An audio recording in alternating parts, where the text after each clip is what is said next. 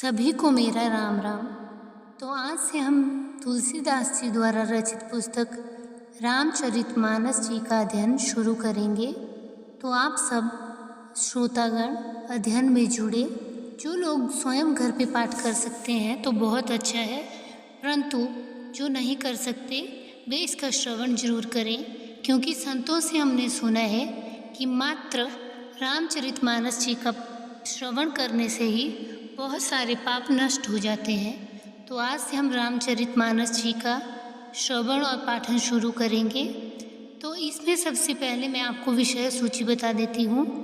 रामायण में कुल 7 कांड हैं, जिसमें पहला कांड बाल कांड है, दूसरा अयोध्या कांड, तीसरा अरण्य कांड, चौथा किष्किंधा कांड और 5वां सुंदर कांड, छठा लंका कांड और 7वां उत्तर कांड है। रामचरितमानस को शुरू करने से पहले हम तुलसीदास जी के जीवन के बारे में जानेंगे कि तुलसीदास जी का जन्म कैसे हुआ और कैसे उन्होंने रामचरितमानस जी की रचना की। तो आइए सबसे पहले हम तुलसीदास जी के बारे में जानते हैं। प्रयाग के पास बांदा जिले में राजापुर नामक का एक ग्राम है। वहाँ आत्माराम दुबे नाम के एक प्रतिष्ठित सरयूपरीण ब्राह्मण रहते थे। उनकी धर्मपत्नी का नाम हुलसी था।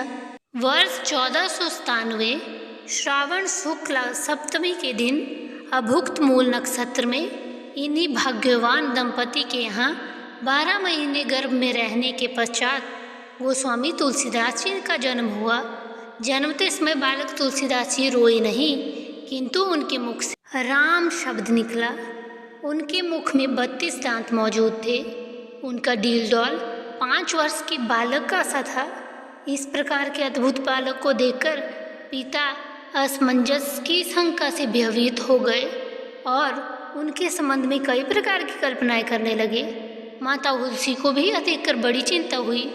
उन्होंने बालक के अनिष्ट की आशंका से 10वीं की रात को नवजात शिशु को अपनी दासी के ससुराल भेज दिया और दूसरे ही दिन स्वयं 10 आषाढ़ संसार में चली बसी। दासी ने, जिनका नाम चुनिया था, बड़े प्रेम से बालक का पालन पोषण किया। जब तुलसीदास लगभग 5.5 वर्ष के हुए तब चुनिया का भी निधन हो गया। अब तो बालक अनाथ हो गया। वह द्वार द्वार भटकने लगा, पर इस पर जगत जननी पार्वती जी को उस होनहार बालक पर दया आई। वे ब्राह्मणी का वेश धारण कर प्रतिदिन उनके पास जाती और उन्हें अपने हाथों से भोजन कराती थी। इधर भगवान शंकर जी की प्रेरणा से राम शैल पर रहने वाले श्री अनंतानंद जी के प्रिय शिष्य श्री नरहरयानंद जी ने इस बालक को ढूंढ निकाला और उसका नाम राम बोला रखा। उसे वे अयोध्या ले गए और वहाँ संवत 1504 माघ शुक्ल पश्चिमी को उसका यज्ञोपवीत संस्कार कराया। बिना सिखाए ही बालक राम बोला ने गायत्री मंत्र का उच्चारण किया, जिसे देखकर सब चकित हो गए। इसके बाद नरहरि स्वामी ने वैष्णवों के 5 संस्कार करके राम बोला को राम मंत्र की दीक्षा दी और अयोध्या में रहकर उन्हें विद्याध्ययन करने लगे। बालक राम बोला की बुद्धि बड़ी प्रखर थी। एक बार गुरुमुख से जो सुन लेते थे उसे वह कंठस्थ हो जाता था। यहाँ वहाँ से कुछ दिन बाद गुरु शिष्य दोनों शुक्र क्षेत्र पहुँचे। वहाँ श्री नरहरि जी ने तुलसीदास जी को रामचरित सुनाया। कुछ दिन बाद काशी चले आए। काशी में शेष सनातन जी के पास रहकर तुलसीदास जी ने 15 वर्ष तक वेद वेदांत का अध्ययन किया। इधर उनकी लोक वासना कुछ जागृत हो उठी और अपने विद्या गुरु से आज्ञा लेकर वे अपनी जन्मभूमि लौट आए। वहाँ आकर उन्होंने देखा कि अब उनका परिवार सब नष्ट हो चुका है। उन्होंने विधि पूर्वक अपने पिता आदि का श्राद्ध किया और वहीं रहकर लोगों को भगवान राम की कथा सुनाने लगे। वर्ष 1526 ज्येष्ठ शुक्ल 13 दिन गुरुवार को भारद्वाज गोत्र की एक सुंदर कन्या के साथ उनका विवाह हुआ और वे सुखपूर्वक अपनी नवविवाहिता वधू के साथ रहने लगे। एक बार उनकी स्त्री अपने भाई के यहाँ मायके चली गई। पीछे पीछे तुलसीदास जी भी वहाँ पहुँचे। उनकी पत्नी ने इस पर उन्हें बहुत धिक्कारा और कहा, मेरे इस हाड मांस के शरीर में तुम्हारी जितनी आसक्ति है, उससे आधी भी यदि भगवान में होती तो तुम्हारा बेड़ा पार हो जाता। तुलसीदास जी को यह शब्द लग गए। उसके बाद वे एक क्षण भी वहाँ न रुके और तुरंत चल दिए। वहाँ से चलकर तुलसीदास जी प्रयागराज आए। वहाँ उन्होंने गृहस्थ वेश का परित्याग कर साधु वेश धारण किया। फिर तीर्थाटन करते हुए काशी पहुँचे। मानसरोवर के पास उन्हें काकुम्भी सुंडी जी के दर्शन हुए। काशी में तुलसीदास जी ने राम कथा कही। वहाँ उन्हें एक दिन एक प्रेत मिला जिसने उन्हें हनुमान जी का पता बताया। हनुमान जी से मिलकर तुलसीदास जी ने उनसे श्री रघुनाथ जी का दर्शन कराने की प्रार्थना की। तब हनुमान जी ने कहा, तुम्हें चित्रकूट में श्री रघुनाथ जी के दर्शन होंगे। इस पर तुलसीदास जी चित्रकूट की ओर चल पड़े। चित्रकूट पहुंचकर राम घाट पर उन्होंने अपना आसन जमाया। वे प्रदक्षिणा करने निकले थे। मार्ग में उन्हें श्री राम के दर्शन हुए। उन्होंने देखा कि दो बड़े ही सुंदर राजकुमार घोड़ों पर सवार होकर धनुष बाण लिए जा रहे हैं। तुलसीदास जी उन्हें देखकर मुग्ध हो गए, परंतु उन्हें पहचान न सके।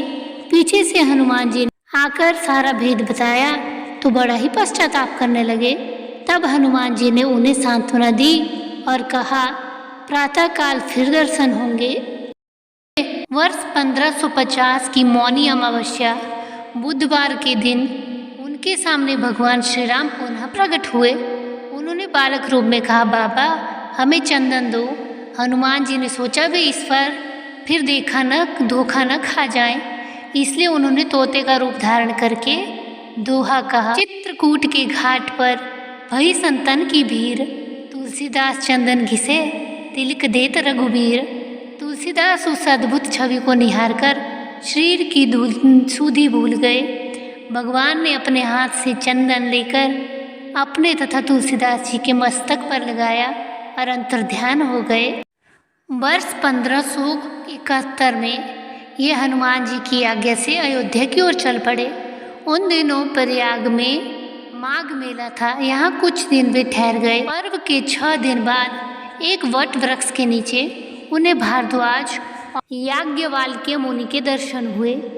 यहाँ उस समय वही कथा हो रही थी जो उन्होंने शुकर क्षेत्र में अपने गुरु से सुनी थी।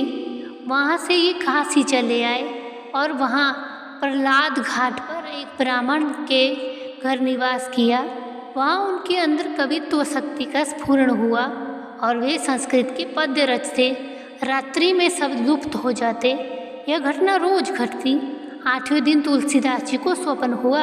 भगवान शंकर ने उन्हें आदेश किया कि तुम अपनी भाषा में काव्य रचना करो। तुलसीदास जी की नींद उचट गई। वे उठकर बैठ गए। उसी समय भगवान शिव और पार्वती उनके सामने प्रकट हुए। तुलसीदास ने इन्हें साष्टांग प्रणाम किया। शिवजी जी ने कहा, तुम अयोध्या जाकर रहो और हिंदी में काव्य रचना करो। मेरे आशीर्वाद से तुम्हारी कविता सामवेद के समान फलवती होगी। इतना कहकर श्री गौरी शंकर अंतर्ध्यान हो गए। तुलसीदास जी ने उनकी आज्ञा को शिरोधार्य किया और काशी से अयोध्या चले गए। सन 1574 का प्रारंभ हुआ। उस साल रामनवमी के दिन प्राय वैसा ही योग था जैसा त्रेता युग में राम जन्म के दिन था। उस दिन प्रातःकाल श्री तुलसीदास जी ने रामचरितमानस जी की रचना प्रारंभ की। 2 वर्ष 7 महीने 26 दिन में ग्रंथ की समाप्ति हुई। वर्ष 1576 के मार्गशीर्ष शुक्ल पक्ष में राम विवाह के दिन 7 कांड पूर्ण हो गए।